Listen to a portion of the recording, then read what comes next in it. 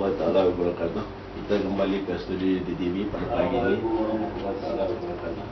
Dan bersama kita pada pagi ini adalah Naib Ketua Dewan Muslimat PAS Negeri Johor Bahru, merangkap Exco Dewan Muslimat PAS Pusat, ataupun yang lebih dikenali dengan Cikgu Mala, ataupun nama penuh dia adalah binti Sudirman. Selamat datang ke studio DTV. Terima kasih. Dan perbincangan kita pada pagi bersama Cikgu Mala adalah berkisar mengenai perkembangan PAS di negeri Johor, dan mungkin pengalaman Cikgu semasa menghadapi PRU yang lepas di Ternang. Dan kali keberapa Cikgu datang ke negeri Kelantan ini? Terima kasih. Kali ketiga memenuhi undangan berceramah di negeri Kelantan Darul Naim. Dan bagaimana sambutan rakyat Kelantan terhadap orang Johor yang terkenal dengan kubu UMNO di Malaysia ini? Alhamdulillah, rakyat negeri Kelantan cukup teruja untuk mendengar perkongsian pengalaman daripada seorang wakil yang pernah diamanahkan menggalas cabaran dalam siri Pilihan Kecil Tenang kali ke-14, walaupun mereka telah diberikan kemenangan oleh Allah SWT lebih daripada 22 tahun di bawah pentadbiran Parti Islam, Semasa PAS dan Pakatan Rakyat, tetapi mereka sedia dan sudi mendengar perkongsian pengalaman daripada negeri Johor yang sering dikatakan negeri Johor Darul UMNO. Ya. Jadi pengalaman Cikgu Mala semasa menghadapi menjadi calon PAS di Ternang tempoh hari, dan saya rasa itu kali pertama Cikgu menjadi calon bagi pihak PAS. Apakah rintangan-rintangan ataupun mungkin sebab PAS di Johor ini, negeri yang Darul UMNO ini, sukar untuk PAS menembusi kubu UMNO, dan apakah faktor yang menyebabkan PAS di Johor pada waktu itu meletak seorang calon wanita di Ternang ini untuk menghadapi negeri yang dikatakan Darul UMNO ini? Terima kasih. Alhamdulillah, syukur kehadrat Allah SWT kerana tidak pernah terduga dan tidak pernah disangka bahawa seorang muslimat daripada negeri Johor, Darul Takzim, yang sering juga dikatakan inilah dia negeri Johor Darul UMNO kerana pengasas UMNO-nya di Johor, telah memilih seorang wakil muslimat, iaitu seorang bekas pendidik, mantan guru, untuk menggalas cabaran dalam siri Pilihan Kecil ke-14 pada waktu itu di Don Tenang.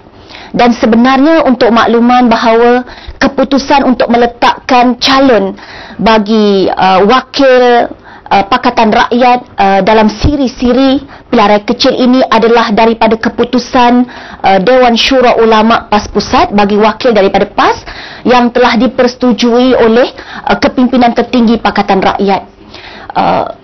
Secara peribadi saya berpendapat bahawa inilah suatu pengiktirafan yang diberikan kepada pimpinan Parti Islam Semasa PAS yang tidak pernah meminggirkan peranan muslimat dalam arus perdana politik di Malaysia ini, kerana sejak dahulu lagi wanita telah diletakkan di kedudukan yang tinggi, iaitu seorang daripada negeri Johor, iaitu Khadijah Siddiq, pernah diberikan amanah untuk mewakili Parlimen Dungun, dan beliau merupakan ahli parlimen pertama di negeri Terengganu Darul Iman dari kalangan wanita.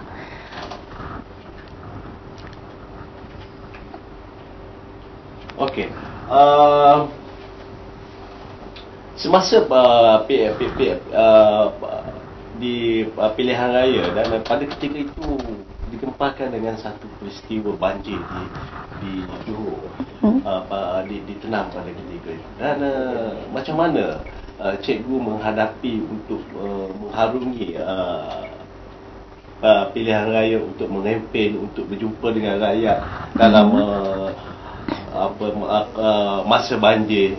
Mungkin sebab saya ada tengok dalam blog, tengok Cikgu terpaksa mengarung air sampai Paras Pinggang, untuk melihat orang kampung yang dilanda banjir ini.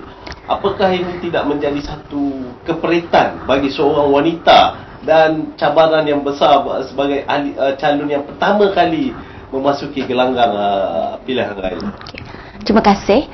Bagi diri saya, telah lama sebenarnya saya berkhidmat ataupun menjagalah kebajikan pengundi di Don Tenang. Lebih kurang 13 tahun saya bersama dengan denyut nadi rakyat, kesusahan rakyat, mengunjungi warga emas, ibu tunggal, anak yatim, dan walaupun dalam siri pilihan raya kecil ke-14 pada waktu itu berlaku banjir yang tidak pernah disangka dan diduga, kerana kita cukup sedar pada tahun 2006 berlaku banjir besar di Johor, tetapi air tidaklah naik secepat itu. Dan kita melihat hari kedua sebelum berlakunya hari pengundian, banjir berlaku di negeri Johor, iaitu di Don Tenang. Satu ibrah atau teladan yang Allah SWT hendak tunjukkan bahawa untuk menguji kekuatan jentera, dan juga untuk menguji keikhlasan para pejuang, para pendukung gerakan Islam dan Pakatan Rakyat untuk bersama dalam denyut nadi kesusahan rakyat. Kita ke arah melaungkan slogan negara berkebajikan. Tetapi kalaulah apabila banjir besar ataupun banjir kilat berlaku seperti itu, kita tidak mampu tangani dengan baik, kita tidak santuni mereka, tentulah mereka akan melihat bahawa kita hanya sekadar retorik politik semata-mata. Tetapi bagi diri saya, mengharungi banjir itu bukanlah suatu perkara yang luar biasa bagi saya, kerana saya pernah dibesarkan dengan denyut nadi kesusahan rakyat, dengan banjir yang begitu. Jadi itu bukanlah suatu faktor yang menghalang untuk seorang muslimat atau wakil calon yang diamanahkan untuk menyantuni pengundi ataupun rakyat di Don Tenang yang dalam kesusahan pada waktu itu. Dan walaupun berdepan dengan cabaran seperti itu, tidak pernah mematahkan semangat atau melemahkan semangat saya. Dan saya juga melihat kesungguhan seluruh jentera di Don Tenang yang membantu pada waktu itu sangat bersemangat, dan mereka cukup tabah mengharungi suasana getir di hari pengundian 31 Januari pada waktu itu. Kenapa cikgu memilih PAS sebagai satu wadah perjuangan? Sedangkan di Johor ini, kalau kita tengok semua orang muda, orang muslimat, wanita jarang untuk nak mendekati PAS. Semuanya kepada UMNO. Adakah cikgu ini lahir daripada keluarga PAS ataupun cikgu ini keluarga asalnya daripada UMNO? Dan setelah melihat mungkin kezaliman yang berlaku dalam negara yang dilakukan oleh pihak UMNO, menyebabkan menimbulkan satu kesedaran untuk berjuang dalam apa yang sebenarnya cikgu menyertai. Okey. 13 tahun dahulu saya telah menjadi ahli PAS, atas kesedaran dan iltizam yang ada pada diri saya untuk mengubah warna hidup masyarakat, khususnya di tempat saya. Dan saya memilih Parti Islam Semalaysia PAS atas dasar kerana saya mengkaji mengapa dan apa tujuan Parti Islam Semalaysia PAS wujud di Malaysia ini. Saya mengkaji kedua-dua perlembagaan, sama ada perlembagaan UMNO dan perlembagaan PAS, dan saya cukup tertarik dengan misi-visi yang ada yang termaktub dalam perlembagaan PAS. Salah satunya adalah untuk menegakkan perlembagaan Al-Quran dan Sunnah. Maknanya slogannya adalah Allahu Akbar, Allah Maha Besar, dan semua yang ada dalam perlembagaan PAS itu saya kaji, dan daripada situlah saya melihat bahawa saya telah memilih satu keputusan yang tepat untuk bersama dalam perjuangan Parti Islam Semalaysia PAS. Walaupun mungkin pada waktu itu, pada tahun 1997 ketika saya posting pertama di tempat saya sendiri, saya melihat mungkin seolah-olah tindakan saya itu dianggap menongkah arus. Tetapi atas dasar kalau kita pun sebagai guru diajar untuk melahirkan para cendekiawan, daripada seorang guru lahirnya Perdana Menteri, mufti, golongan tokoh ilmuwan dan sebagainya.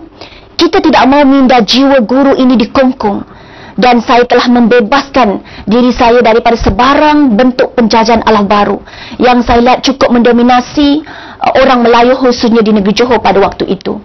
Dan alhamdulillah saya percaya bahawa keputusan saya berada dalam parti Islam Semasa PAS adalah suatu keputusan yang tepat yang tidak pernah saya akan kesalkan sampai bila-bila, insya-Allah.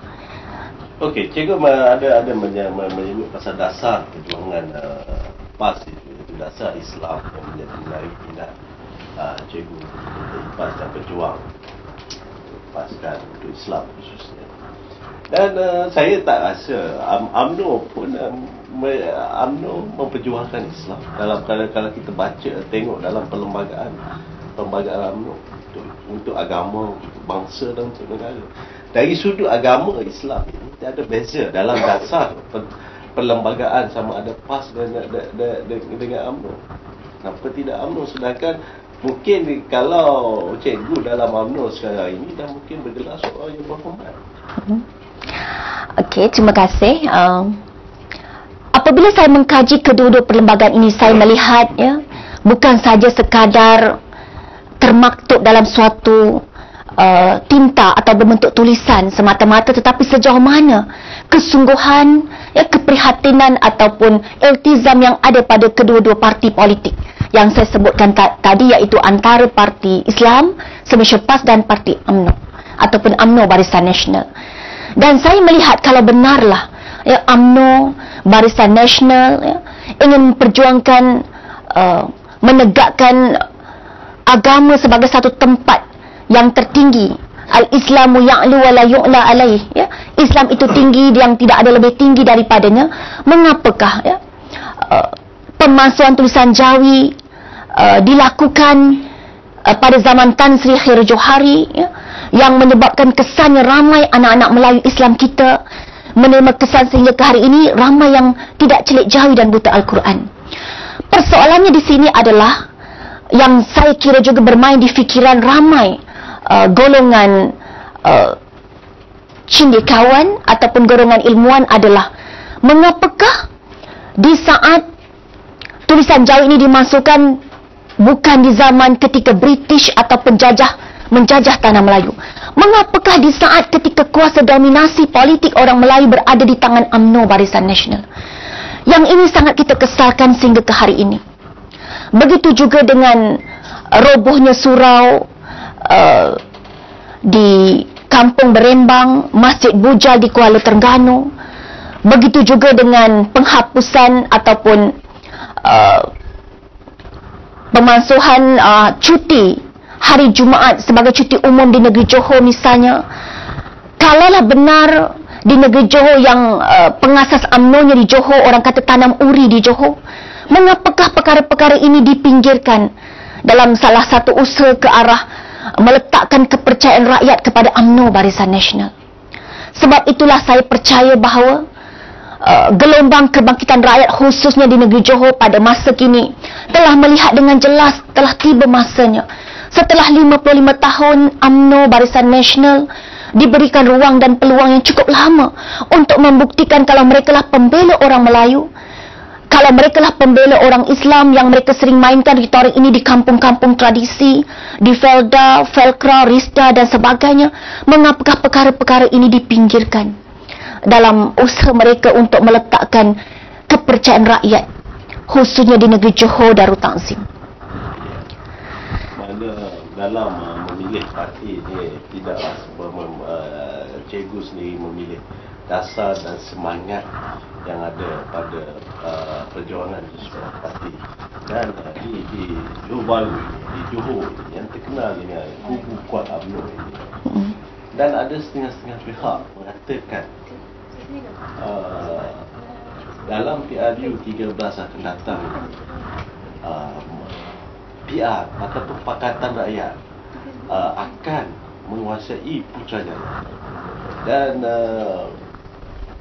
mungkin Johor Johor mungkin masih lagi dikuasai oleh pihak Barisan Nasional, tapi majoriti ataupun separuh daripada itu mungkin akan pergi kepada Pakatan Rakyat. apakah keyakinan cikgu yang boleh katakan bahawasanya rakyat kini, orang Melayu kini, orang Islam hari ini sudah tidak mahu lagi kepada UMNO?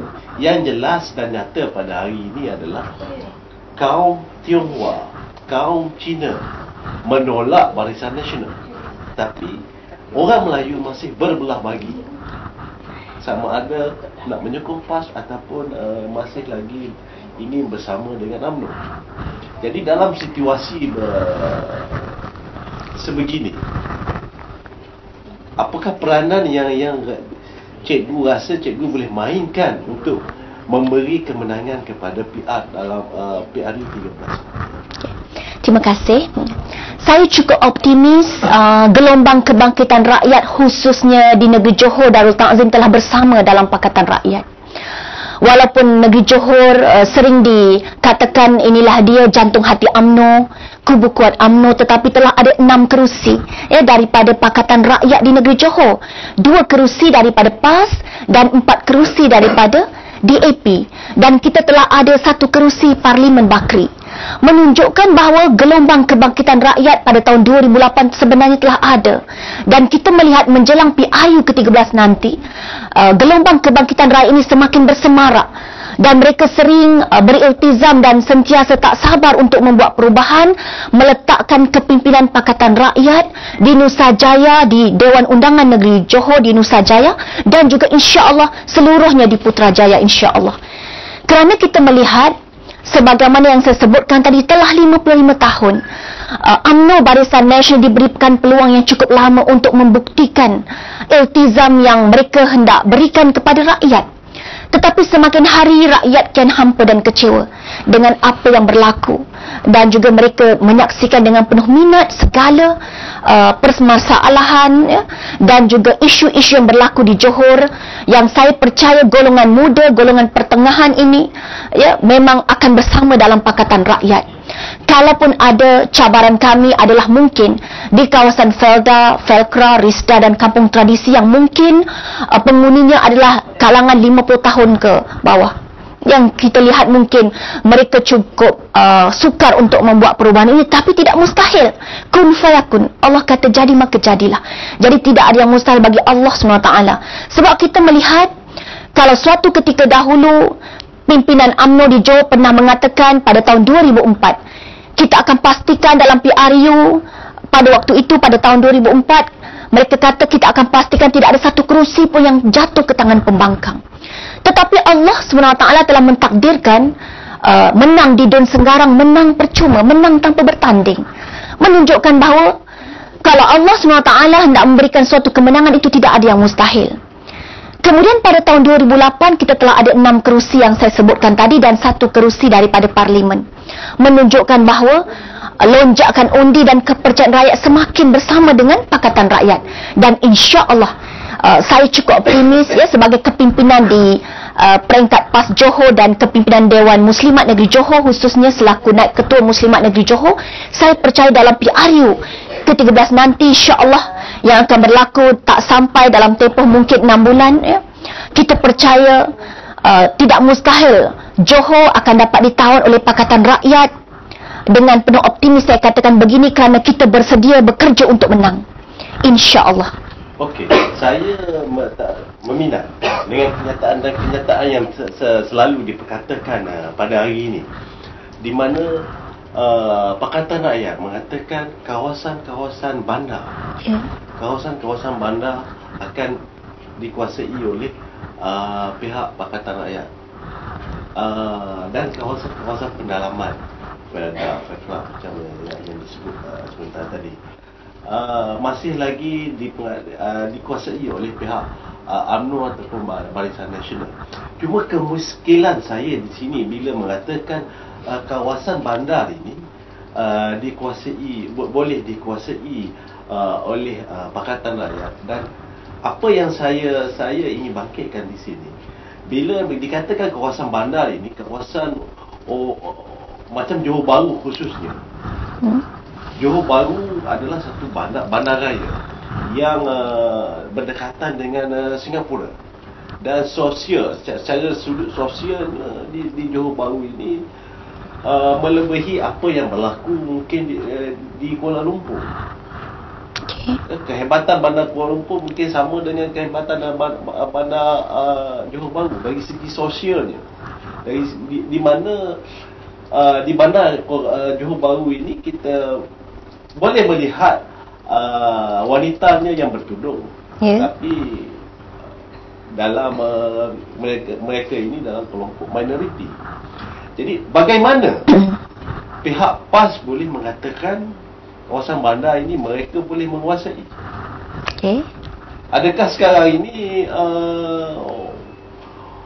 wanita-wanita yang tidak bertudung ini sudah menolak UMNO, mereka ingin kembali kepada agama dan ingin bertudung seperti apa yang berlaku kepada para pelakon-pelakon pada hari ini? Kita tengok Abi Abadi telah belum menjadi ahli PAS, tapi dah bersama dalam pentas PAS. Emma Fatimah, lagi satu Aisyah. Kalau Aisyah dulu yang di semasa dia di New Zealand dengan fan club dulu, saya rasa dikutuk teruk oleh Muslimat PAS pada hari ini. Tapi sekarang ini Aisyah ini bertudung dengan Muslimat dan naik atas pentas PAS. Dan apakah keyakinan penghuni bandar ini akan berpihak kepada PAS? Muslimat akan berpihak kepada PAS? Dari sudut mana? Terima kasih. Sebab kita melihat komposisi kaum di mana di kawasan bandar majoritinya adalah kaum Tionghoa. Berbeza dengan golongan di luar bandar yang memang kaum Melayu Islam.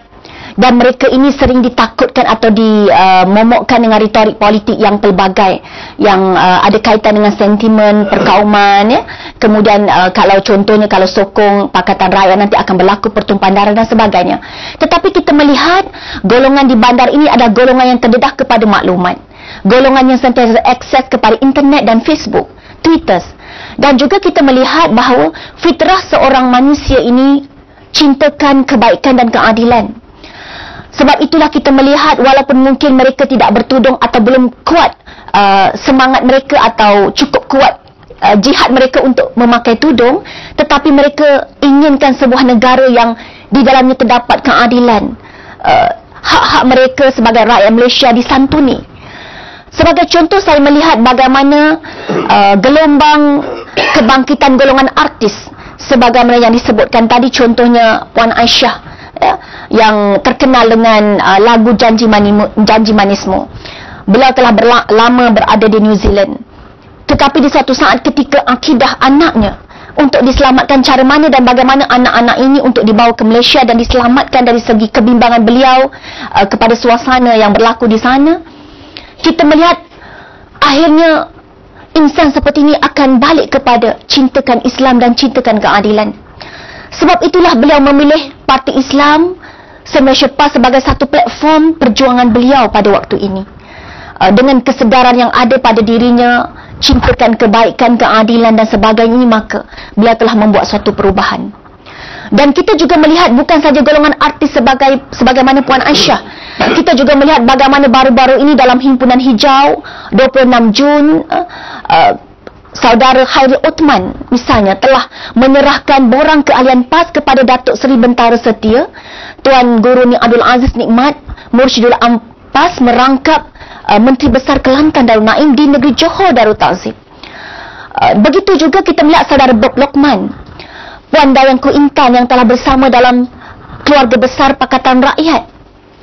Begitu juga kita melihat bagaimana Puan Abi Abadi yang disebutkan tadi, walaupun mungkin belum lagi menyerahkan borang keahlian PAS, tetapi telah berada di pentas-pentas PAS, menyampaikan perkongsian pengalaman beliau setelah diberikan hidayah oleh Allah SWT, setelah menunaikan umrah kembali untuk memperbaiki dirinya, untuk membuat suatu perubahan penghijrahan beliau yang ke arah perjuangan Islam ataupun perjuangan dakwah yang beliau memang cukup gemar pada masa kini. Apakah dengan menyertai PAS itu boleh kita mengatakan mendapat hidayah? daripada Allah. Ya.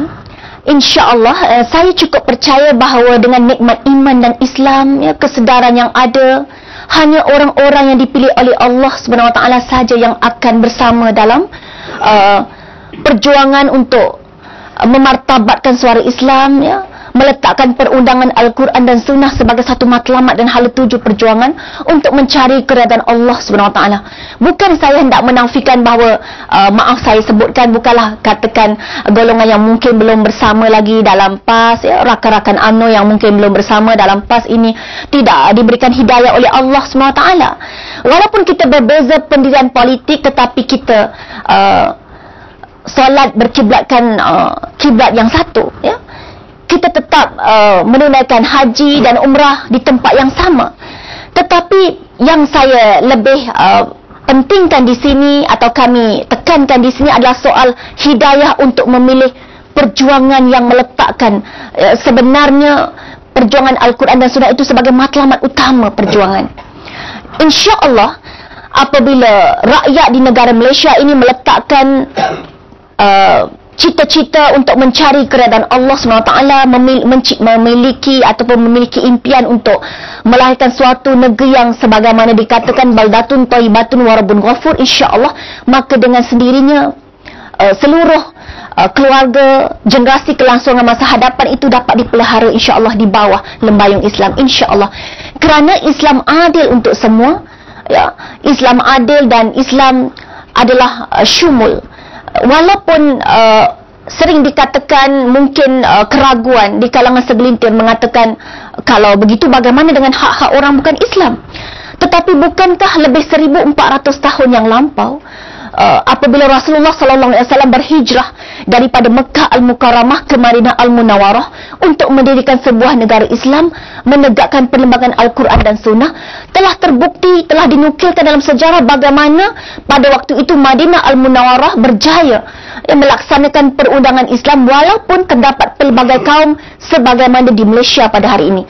Membuktikan telah jelas kenapa kita ragu dengan undang-undang ciptaan Allah SWT ini untuk kita jadikan satu perlembagaan Al-Quran dan Sunnah.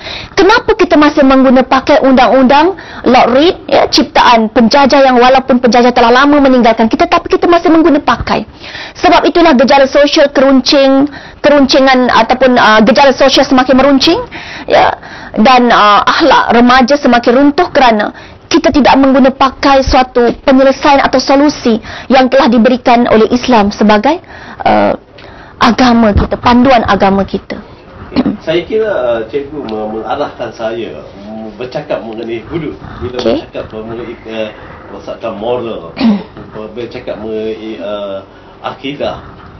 Jadi saya tertarik apa yang saya baca dalam akhbar di dulu bahawa ini seorang adun di Johor Bahru yang mencadangkan di Johor ini menjadi negeri yang pertama di Malaysia yang melaksanakan hukum hudud. Dan yang anehnya, yang mencadang ini daripada UMNO, yang selama ini yang pihak PAS mengatakan bahawasanya UMNO ini menolak hukum Tuhan, menolak hudud. Tapi tiba-tiba di Johor Bahru yang dikatakan Darul UMNO ini muncul seorang Melayu Islam daripada parti UMNO yang mencadangkan kepada dalam dewan, ini dalam Dewan Undangan Negeri. Dewan Undangan Negeri. Dan bila bercakap dalam direkod sampai bila-bila. Adun ini telah mencipta satu sejarah mencadangkan hudud dilaksanakan di Johor. Di negeri Johor.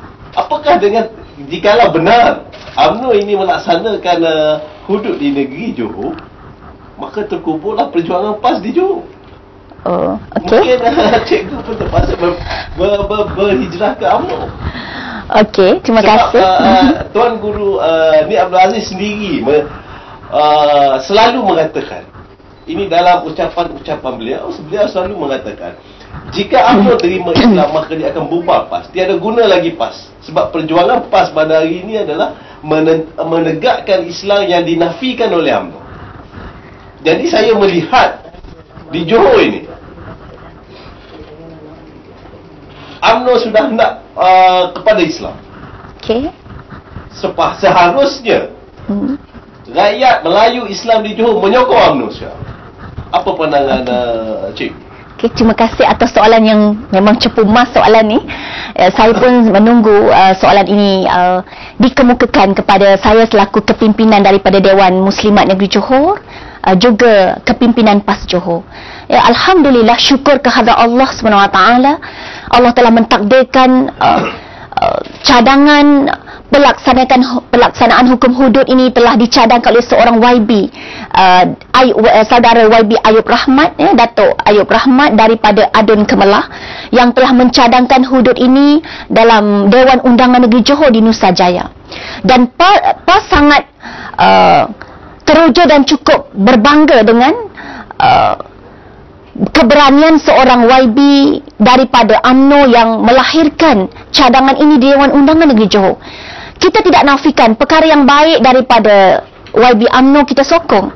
Sebab itulah tidak menjadi suatu yang mengejutkan bagi kita apabila Datuk Seri Bentara Setia, Tuan Guru Tuan Haji Abdul Aziz Nikmat mencadangkan dan memuji langkah baik daripada YB Ayub Rahmat yang telah mencadangkan agar pelaksanaan hukum hudud ini Johor menjadi negeri yang pertama. Tetapi apa yang menjadi suatu kemusykilan pada diri kami selaku kepimpinan khususnya di negeri Johor adalah mengapa apabila wartawan ingin mengambil suatu statement atau kenyataan respon balas daripada seorang menteri besar iaitu YB Gani Osman, mereka ataupun YB Menteri Besar Johor ini mengambil sikap mendiamkan diri, tidak mau respon langsung. Sebaliknya kita melihat pimpinan MCA mengatakan YB Datuk Haji Ayub Rahman ini seorang yang dianggap seolah-olah gila atau hilang akal, menunjukkan bahawa apabila berlaku kontradiksi seperti ini, mengapakah pimpinan UMNO di negeri Johor tidak bangkit untuk mengeluarkan suatu kenyataan balas, kerana jelas bahawa pimpinan MCA ini telah menghina Islam. Dan insya-Allah sebagaimana yang telah dikatakan oleh Mursyidul Ampas, Datuk Seri Bentara Setia, Tuan Guru Abdul Aziz Nikmat merangkap Menteri Besar Kelantan, bahawa kita tidak menjadi masalah kalau Johor nak mendahului Kelantan, walaupun Kelantan telah mencadangkan draft undang-undang ini tetapi ditolak. Begitu juga dengan di negeri Terengganu, tetapi kita tidak menjadi masalah. Yang menjadi persoalan kita adalah sejauh mana keseriusan, keprihatinan, kesungguhan UMNO untuk melaksanakan hukum hudud ini di negara Malaysia setelah 55 tahun di bawah pentadbiran UMNO Barisan Nasional. Dan kita melihat setelah 55 tahun UMNO mentadbir Malaysia, telah diberikan mandat oleh rakyat Malaysia, tetapi mereka gagal memahamkan rakan komponen mereka, iaitu MCA khususnya, yang jelas menghina Islam, bukan saja setakat hukum hudud tetapi dalam pilihan kecil dan tenang pada waktu itu mereka menghina seorang wakil calon muslimat yang memilih untuk tidak bersalaman dengan bukan mahramnya. Tetapi kita tidak melihat satu statement yang begitu jelas daripada pimpinan UMNO Barisan Nasional khususnya di negeri Johor Darul Ta'zim. Yang ini kita persoalkan sampai ke hari ini. Begitu juga kita melihat sepanjang 55 tahun di bawah UMNO Barisan Nasional di Malaysia ini, tidak banyak diskusi ilmu, wacana, seminar tentang hukum hudud. Bukan saja kepada orang Islam, khususnya orang Melayu Islam di Johor, tetapi kepada orang bukan Islam. Setelah 55 tahun kita merdeka, telah lama rakyat Malaysia memberikan ruang dan peluang kepada UMNO Barisan Nasional. Mengapa baru sekarang keluar suatu kenyataan daripada seorang YB daripada negeri Johor di Dewan Undangan Negeri Johor? Dan masih belum terlambat untuk kami mengucapkan syabas dan tahniah sekali lagi kepada YB Datuk Haji Ayub Rahmat, Adun Kemelah, di bawah Parlimen Sekijang, yang telah mencadangkan agar hukum hudud ini dilaksanakan dan Johor menjadi negeri pertama melaksanakan hukum hudud ini di Malaysia. Ya, saya tertarik bila cikgu mengatakan Presiden MCA menghina Islam. ataupun menentang pelaksanaan hukum hudud ini, dan kerana dia dalam gabungan Barisan Nasional. Dan ini daripada Presiden MCA yang mengatakan YB yang berkenaan kurang waras, hilang akal dan sebagainya. Tapi apabila saya melihat di sini, dalam Pakatan Rakyat itu sendiri, DAP, PAS, PKR, dan bila bercakap soal hukum hudud itu, pihak DAP pun menentang, dan saudara Kapal Singh pernah mengeluarkan satu kenyataan yang amat keras. Jika mahu hukum Islam dilaksanakan di Malaysia ini, maka perlu mayat beliau dilangkah mayat beliau. Satu kenyataan yang keras. Dia sanggup menggadaikan nyawa untuk mempertahankan untuk menidakkan tertegaknya hukum Islam di Malaysia ini. Apa beza PAS dengan UMNO sini? Kedua-duanya, bila kenyataan Kapal Singh ini pun, adakah cikgu dapat menerima kenyataan ini? Jikalau kenyataan daripada Datuk Seri Chua Soilat tidak boleh diterima, apakah ada kenyataan daripada Kapal Singh dapat diterima? Terima kasih.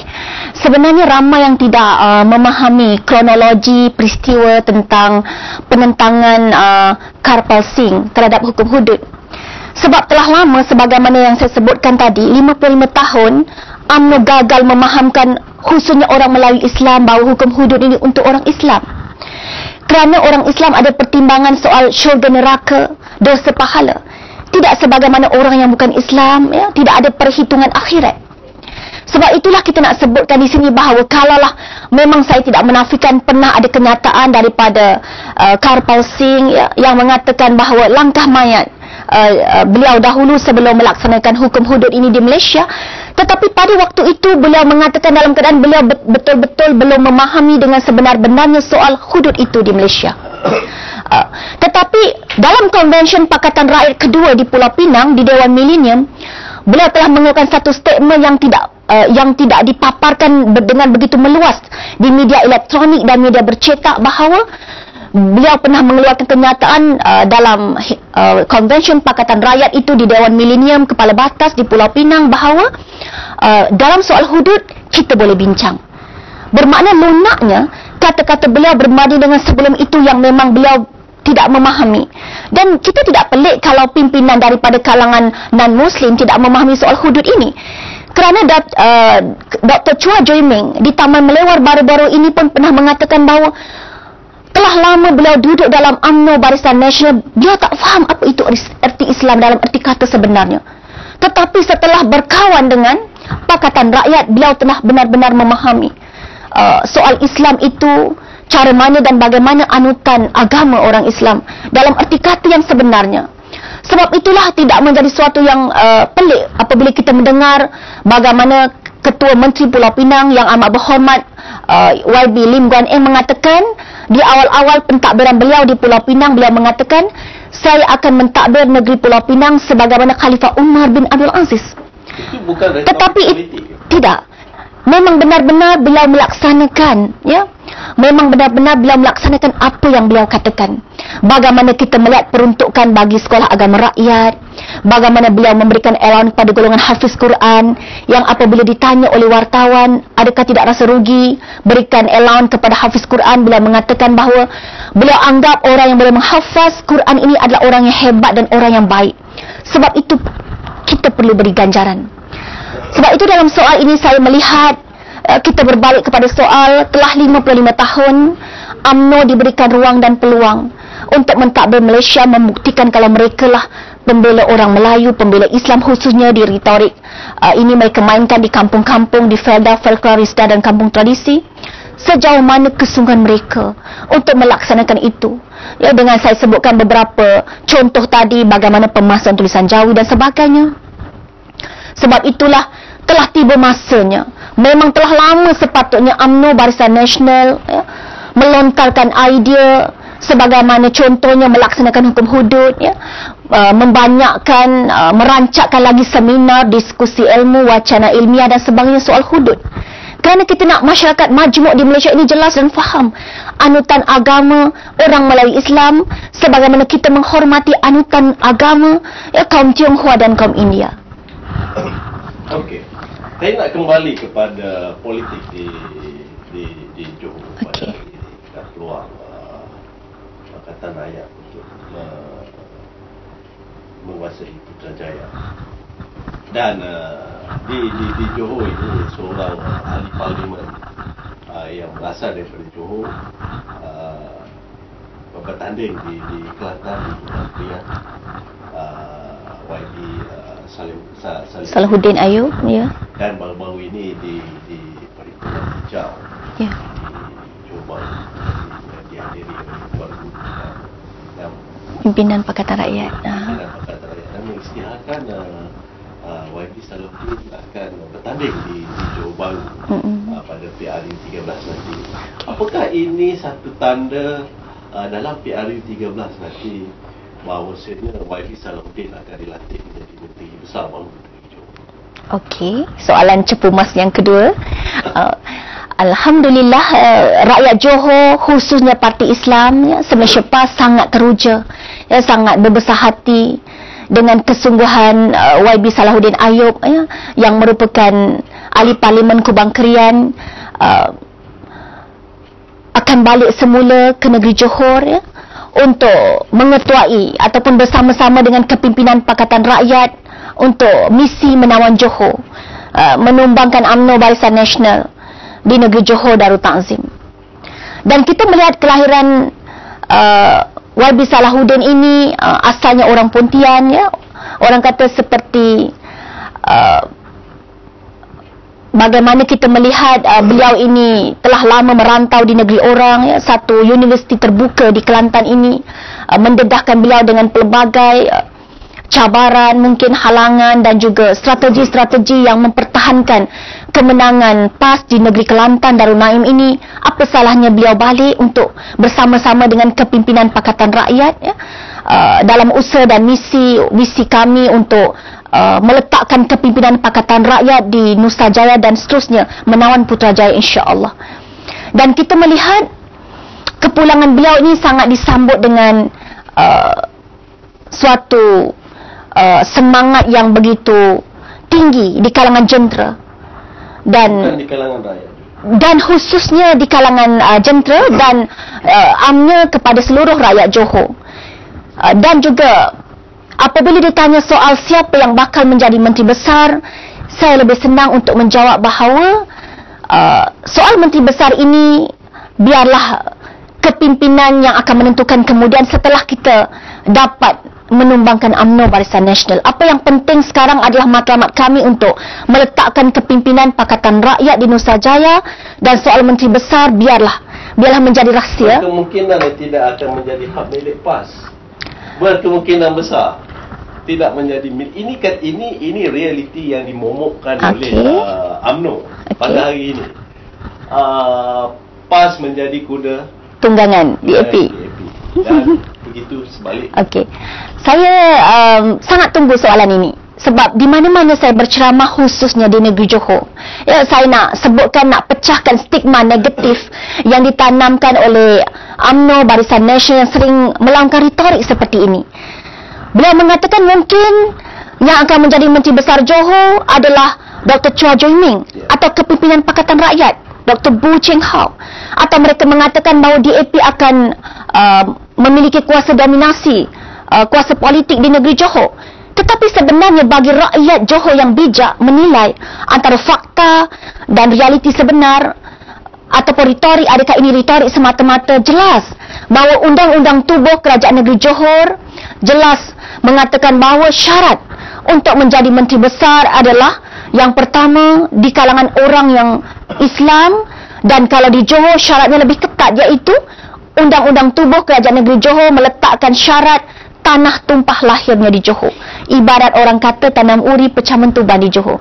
Dan saya percaya bahawa retorik politik seperti ini bukan dimainkan hanya di negeri Johor, tetapi di negeri-negeri lain. untuk menakutkan orang Melayu Islam untuk membuat perubahan yang saya katakan tadi. Sebab kita katakan cabaran kita adalah berdepan dengan sokongan orang Melayu Islam khususnya di kampung-kampung tradisi, Felda, Felkra dan sebagainya.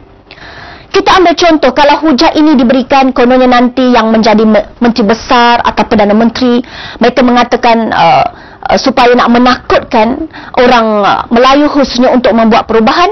Kita ambil contoh di negeri Perak pada tahun 2008. Pada waktu itu DAP menang 18 kerusi ya, dan PKR 8 kerusi, PAS 6 kerusi saja.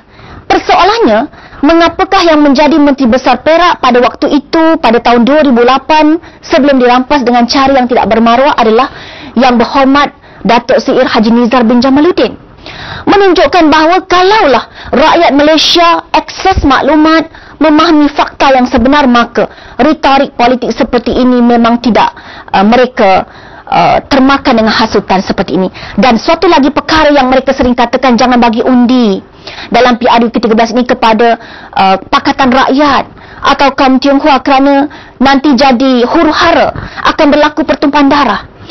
Saya suka untuk mengingatkan kepada khususnya rakyat Malaysia bahawa kita ambil contoh di negeri Kelantan, Darul Naim, yang telah diberikan kemenangan oleh Allah SWT, ditakbir oleh Parti Islam, Malaysia PAS dan Pakatan Rakyat lebih daripada 22 tahun. Kita tak pernah dengar berlaku sebarang pertumpahan darah yang berlaku di negeri Kelantan. Hujah ini jelas membuktikan kepada kita tidak ada apa-apa yang berlaku.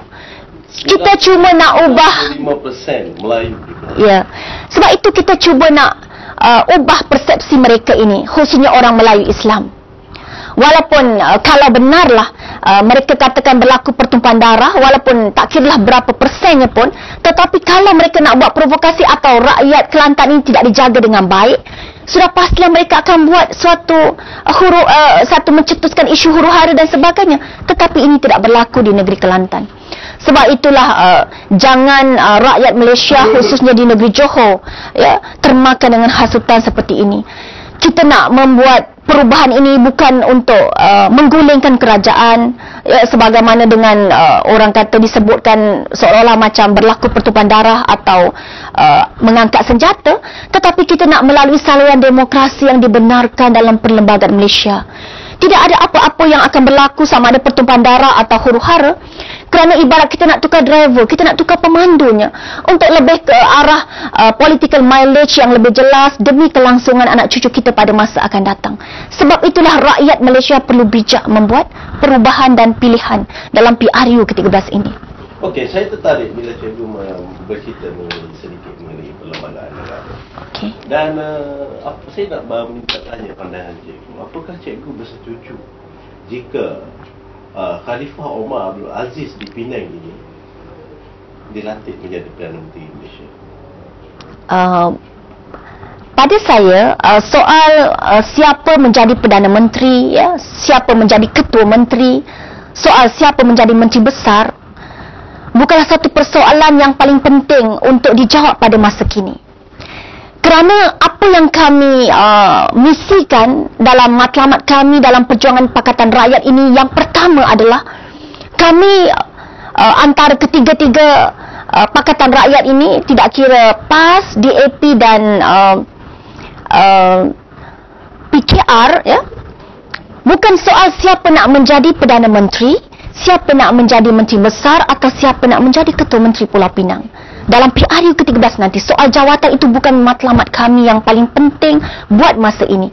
Yang paling penting adalah cara mana dan bagaimana untuk kita memenangi hati rakyat, menyantuni hati rakyat dengan penuh hikmah dan kasih sayang, dengan program-program kebajikan kita menyantuni rakyat untuk kita meletakkan kepercayaan bahawa kami ingin menjuarai isu rakyat. Kami ingin membela keadilan bagi rakyat. Ya, kami ingin sentiasa bersama dengan denyut nadi rakyat. Sebab itulah apabila soal Perdana Menteri, Menteri Besar dan Ketua Menteri Pulau Pinang atau sebagainya ini menunjukkan bahawa kami bukanlah gilakan jawatan, ya, berebut-rebut untuk jawatan yang belum pasti, tetapi yang paling penting adalah misi kami untuk bersatu hati, untuk menumbangkan UMNO Barisan Nasional supaya kita dapat naikkan kepimpinan Pakatan Rakyat di Putrajaya untuk memberikan keadilan kepada semua kaum, insya-Allah, dan rakyat Malaysia umumnya. Itu yang paling penting buat masa kini. Sebab itulah ini iltizam kami, dan yang paling penting kita rayu sokongan rakyat Malaysia untuk membuat perubahan yang cukup besar ini. Kerana telah 55 tahun ya, kita berikan peluang kepada pihak yang satu lagi.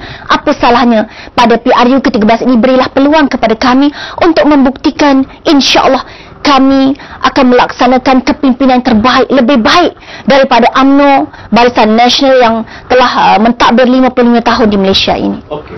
Sebagai naib ketua Dewan Muslimat PAS Negeri Johor dan Esko Dewan Muslimat PAS Pusat, saya ingin bertanya, jikalah kita andaikan Pakatan Rakyat memerintah Malaysia selepas PRU 13 nanti, sebagai muslimat ataupun sebagai wanita di Malaysia ini, apakah yang cikgu rasakan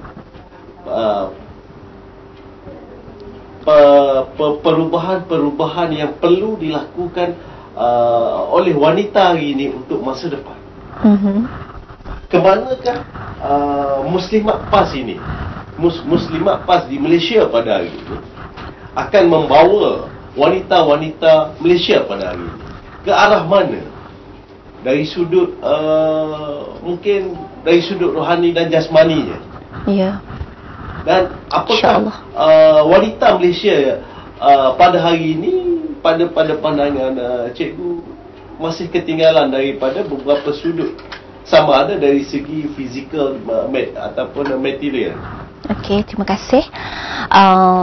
Antara misi kami untuk menjaga kebajikan golongan wanita yang insya-Allah apabila Pakatan Rakyat diberikan mandat oleh rakyat Malaysia dalam PRU ke-13 nanti, maka banyak yang akan kita perbaiki berbanding dengan hari ini, tahap wanita di Malaysia pada hari ini di bawah kepimpinan UMNO Barisan Nasional 55 tahun ya.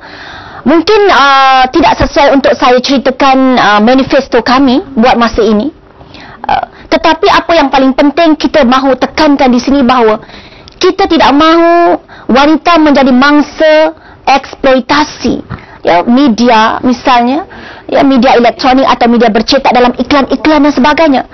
Wanita ini perlu dimartabatkan di tempat yang sewajarnya, bukan untuk direndahkan martabatnya untuk melariskan barang jualan dan sebagainya contohnya.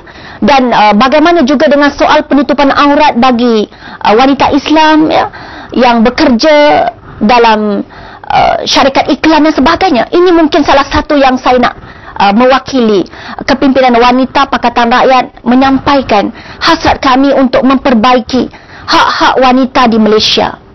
Dan mungkin untuk saya ceritakan dengan lebih panjang lebar lagi soal kebajikan wanita yang dijaga oleh negeri-negeri Pakatan Rakyat mungkin mengambil masa yang panjang. Tetapi saya percaya rakyat Malaysia mendapat maklumat yang cukup jelas bagaimana wanita di bawah kepimpinan negeri-negeri Pakatan Rakyat disantuni dengan baik. Sebab itu antara yang saya nak sebutkan di sini hasrat kami. Bukan mau merendahkan martabat wanita, tapi kita nak naikkan martabat wanita itu dari segi hak-hak mereka. Bagaimana mereka tidak mungkin digalakkan bekerja sampai lewat malam ya, sebab kita melihat kadang-kadang kes-kes jenayah berlaku, wanita menjadi mangsa eksploitasi, diragut dan sebagainya, terdedah kepada jenayah dan sebagainya, dan banyak lagi yang kita lihat. Insya-Allah kami nak menyampaikan satu hasrat di sini bahawa rakyat Malaysia atau golongan wanita ini, kita tidak mahu mereka maju dari aspek fizikal semata-mata, prestasi mereka, tetapi kita nak mereka juga ada suatu pengisian dari segi aspek spiritual, ya, nilai-nilai murni yang ada kepada wanita. Kerana kita pernah dengar ya, hukama Islam menyebutkan pemuda harapan bangsa, pemudi tiang negara. Rosak wanita, rosaklah negara. Baik wanita, baiklah negara. Kerana dalam rahim wanita lah akan lahirnya generasi pelapis kepimpinan pada masa akan datang. Sebagaimana yang kita sering dengar, Ad-dunya mata'un wa khairu mata'ud dunya al-mar'atu salihah. Dunia adalah perhiasan dan sebaik-baik perhiasan adalah wanita yang salihah. Sebab itulah kita mahu memperlihatkan bahawa tangan yang menghayun buayan boleh menggoncang dunia dengan keimanan dan ketakwaan yang tinggi kepada Allah SWT. Atau untuk orang yang non-Muslim, bagi kalangan wanita misalnya, dengan nilai-nilai murni yang baik yang ada pada diri mereka. Bukan tangan yang menghayun buayan ini boleh menggoncangkan dunia dengan kerenah mereka, ataupun mungkin cara-cara mereka yang mungkin boleh merosakkan generasi pelapis pada masa akan datang. Okey. Cikgu dah 3 kali datang ke Kelantan ini. Mungkin dalam urusan berceramah ataupun makan angin, saya tidak ketahui. Cuma apa yang saya ingin persoalkan di sini adalah, apakah perbezaan yang cikgu dapat melihat wanita di Kelantan ini ataupun muslimat di Kelantan ini dengan wanita di negeri Johor itu sendiri? Apakah perbezaan mungkin dari sudut positif dan negatifnya? Ada orang kata wanita Kelantan ini suka berniaga, suka pakai gelang emas sampai separuh gelang. Apakah budaya ini, budaya suka memakai barang kemas ini berlaku di negeri Johor? Terima kasih. Alhamdulillah, syukur kehadrat Allah Subhanahu Wa Taala. Saya telah beberapa kali sampai ke negeri Kelantan, memenuhi undangan berceramah, menjadi perwakilan muktamar dan sebagainya. Saya melihat suasana yang ada di negeri yang dikatakan serambi Mekah ini, sangat berbeza environment ataupun suasana iklimnya. Kita melihat bagaimana mereka, khususnya wanita ini, begitu bersemangat dalam gerak kerja, daya juang mereka. Di samping itu kita melihat kesederhanaan yang ada pada diri mereka. Kita melihat wanita-wanita di Kelantan seolah mewarisi bagaimana perjuangan Sayyidatina Khadijah, isteri kesayangan Rasulullah, seorang dermawan, seorang jutawan, hartawan, yang cukup pemurah sebenarnya. Dengan manis mukanya meraihkan tetamu, melayan dengan baik. Kemudian mereka menjadi seorang usahawan. Saya melihat contohnya di pasar Siti Khadijah, kita melihat majoritinya adalah kaum wanita. Sebab itulah saya cukup pelik atau muskil apabila dikatakan negeri Kelantan ini negeri yang mundur. Sebab kita melihat siapa yang pernah sampai ke negeri Kelantan, melihat suasana itu cukup berbeza daripada apa yang pernah digambarkan oleh khususnya UMNO Barisan Nasional. Sebab itulah saya melihat bagaimana imarahnya majlis ilmu, bagaimana bas yang daripada negeri selatan tanah air sampai ke negeri Kelantan waktu subuh berhenti di masjid, di surau, menjaga penumpang-penumpang yang ada itu untuk menunaikan solat. Di sini kita melihat mungkin dalam pemusafiran saya di mana-mana jarang sangat berlaku bagaimana situasi ini berlaku sebagaimana di Kelantan. Sebab itu saya melihat juga, insya-Allah, sebab itulah memang rakyat Kelantan memang layak diberi kemenangan oleh Allah Subhanahu Wa Taala. Nusrah Allah Subhanahu Wa Taala bersama dalam perjuangan mereka, kerana mereka cukup memahami dari segi ilmunya, dari segi pelaksanaannya tentang apa itu hakikat dalam erti kata anutan agama Islam yang sebenar-benarnya dalam Islam. Cikgu terlalu memuji wanita. InsyaAllah. Okey, kita dah sampai ke penghujung rancangan kita pada tengah hari ini. Dan sebelum saya mengakhiri bicara kita ingin memberi peluang kepada cikgu untuk memberi apa-apa peringatan ataupun kepada seluruh rakyat Malaysia yang ada luar sana yang dapat mengikuti siaran UTV ini. Silakan. Okay. Terima kasih. Dalam ruang yang diberikan ini, saya ingin merayu sokongan rakyat Malaysia khususnya, terutamanya di negeri Johor, Darul Ta'zim, negeri kelahiran saya, untuk berani membuat perubahan dalam PRU ke-13 ini, memberikan mandat, ruang dan peluang kepada kepimpinan Pakatan Rakyat, khususnya untuk kita letakkan mereka ini di Nusajaya, insya-Allah, di Dewan Undangan Negeri Johor di Nusajaya dan Putrajaya, insya-Allah. Dan jangan takut untuk membuat perubahan. InsyaAllah, berkat keyakinan, iltizam yang padu yang ada dalam diri kita ini untuk membuat perubahan, insyaAllah mudah-mudahan kita semua tergolong di kalangan orang-orang yang berbahagia di dunia dan di akhirat, insyaAllah. Sebagaimana firman Allah Subhanahu Wa Taala dalam surah Ar-Ra'd ayat 11, A'udzubillahi minasyaitonirrajim. Bismillahirrahmanirrahim. Innallaha la yughayyiru ma biqaumin hatta yughayyiru ma bi anfusihim. Yang mafhumnya, Allah Subhanahu Wa Taala tidak akan mengubah nasib sesuatu kaum, melainkan mereka mengubah apa yang ada pada diri mereka sendiri. Sebab itulah kita perlu membuat perubahan ini untuk menjadikan masa depan politik Malaysia menjadi lebih baik berbanding dengan 55 tahun di bawah UMNO Barisan Nasional. Dan yakinlah bahawa sebagaimana surah Al-Anfal ayat 160, A'udzubillahi minasyaitonirrajim. Bismillahirrahmanirrahim. In yansurkumullahu fala ghaliba lakum. Yang mafhumnya, sekiranya Allah menolong kamu, maka tidak ada siapa yang dapat mengalahkan kamu. Yakinlah kita kepada janji Allah Subhanahu Wa Taala dan jangan takut untuk membuat perubahan, insya-Allah. Selamat berjuang dan teruskan perjuangan. Aqulu qauli hadza wa astaghfirullahal azim li wa lakum wa lisairil muslimin wal muslimat. Wassalamualaikum warahmatullahi wabarakatuh. Takbir. Allahu Akbar. Dan okey, saya daripada pihak UTV mengucapkan berbanyak-banyak terima kasih kepada Cikgu Malah kerana sudi meluangkan masa yang terbatas ini di studio UTV untuk bersama-sama berkongsi pandangan dan maklumat dengan kami dan seluruh penonton-penonton di luar sana. Dan mungkin kita akan jika ada kelapangan di lain waktu, insya-Allah, saya dengan berbesar hatinya menjemput kembali Cikgu ke studio TV, kerana mungkin ada banyak ada isu-isu lain yang akan kita bincangkan bersama. Jadi untuk itu bicara kita pada tengah hari ini saya berhentikan di sini dulu.